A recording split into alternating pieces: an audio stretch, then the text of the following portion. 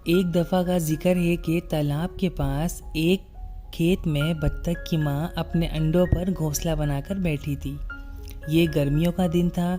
आहिस्ता आहिस्ता एक एक करके उसके तमाम अंडे खुल गए।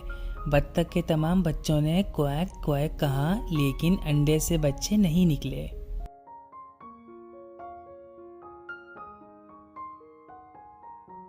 दादा बत्तख ने तमाम कहके सुनकर माँ बत्तख को देखा।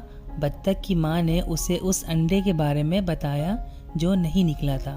दादा बत्तख ने सोचा कि अंडा तुर्की के अंडे जैसा लगता है क्योंकि ये बहुत बड़ा था।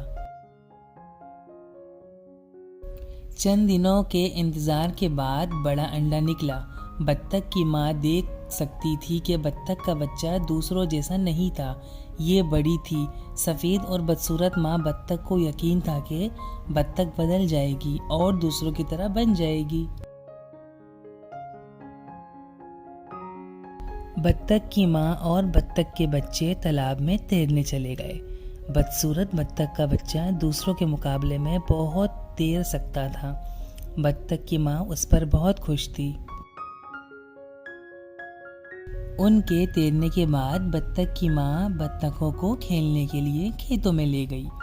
फार्म के जानवरों ने बदसूरत बत्तख को देखा और हम उसके लिए बहुत बदतमीज़ हैं। उन्होंने उसे बताया कि वो बदसूरत लग रहा था और वो बत्तख के दूसरे बच्चों की तरह नहीं लगता था।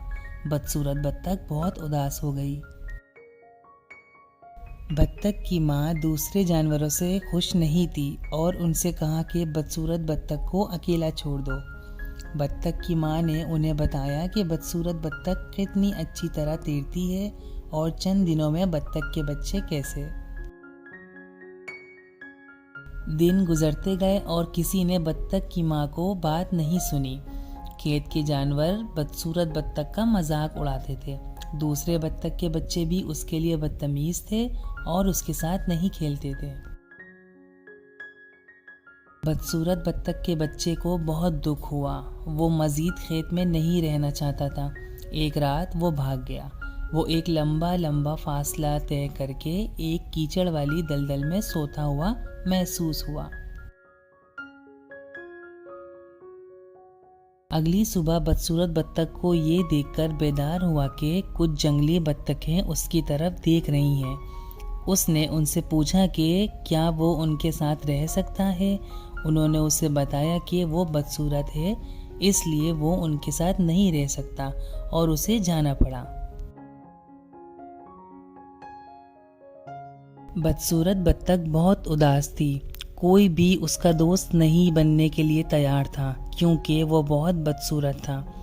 बारिश शुरू हो गई तो बदसूरत बत्तख को खुश रहने की जगह मिल गई।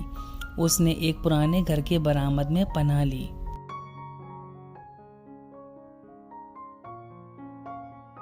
अगले दिन घर का दरवाज़ा खुला और एक बड़ा कुत्ता बाहर आया। कुत्ता बदसूरत बत्तख पर भौंकने लगा और बत्तख बहुत तेजी से भाग गई।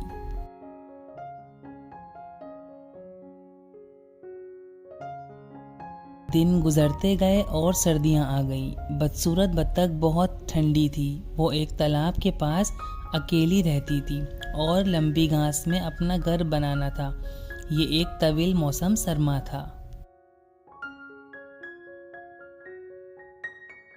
आखिरकार धूप के दिनों के साथ आई। एक दिन तालाब पर बदसूरत बत्तख के बच्चे ने 3 खूबसूरत सफ़ेद हंसों को तैरते हुए देखा।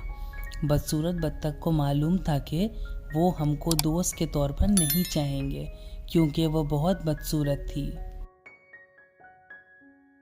हंसों ने बदसूरत बत्तख को देखा और तैर कर उसके पास आए। उन्होंने कहा, हेलो न्यू स्वान। बदसूरत बत्तख ने उनसे पूछा कि जब वो बत्तख था तो उन्होंने उसे हंसकर क्यों कहा। हंसों ने उसे बताया कि वो बत्तख नहीं है और पानी में अपने अक्स को देखने के लिए। बदसूरत बत्तख पानी में उसके अक्कासी के साथ बहुत खुश था। वो एक बदसूरत बत्तख नहीं था, वो एक खूबसूरत सफ़ेद स्वान था। 3 स्वान अपने दोस्तों के लिए खुश थे और वो तमाम तालाब में खुशी खुशी तैर रहे थे। 4 बत्तख आसमानों पर उड़ रहे थे और सबसे बदसूरत बत्तख बहुत ही खूबसूरत स्वान निकला था। वो बहुत ही खुश था और बच्चे उन्हें ग्राउंड से देखते हुए तालियां बजाकर उनको अलविदा कह गए।